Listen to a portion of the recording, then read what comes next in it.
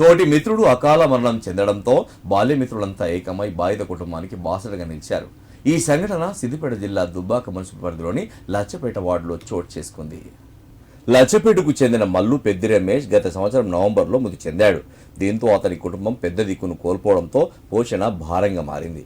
కాగా లచ్చపేట జెడ్పీహెచ్ఎస్ పాఠశాలకు చెందిన 1979 నుండి 1982 విద్యా సంవత్సరం వరకు చదువుకున్న 3 బ్యాచ్ల విద్యార్థులు మిత్రబృందంగా ఏర్పడి తమలో ఎవరికైనా ఆపద వచ్చినా తమ వంతు సహాయం అందించి ఆ కుటుంబాలకు అండగా నిలుస్తున్నారు.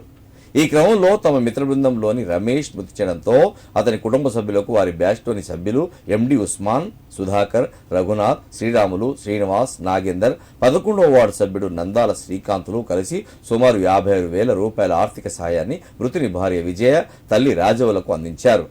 ఈ సందర్భంగా వారు మాట్లాడుతూ తామందరం బాల్యం నుంచి కలిసి చదువుకున్నామని, తమ బాల్యమిత్రులతో ఎవరికి ఆపద వచ్చినా తామందరం కలిసి వారికి అండగా నిలుస్తున్నామని చెప్పారు.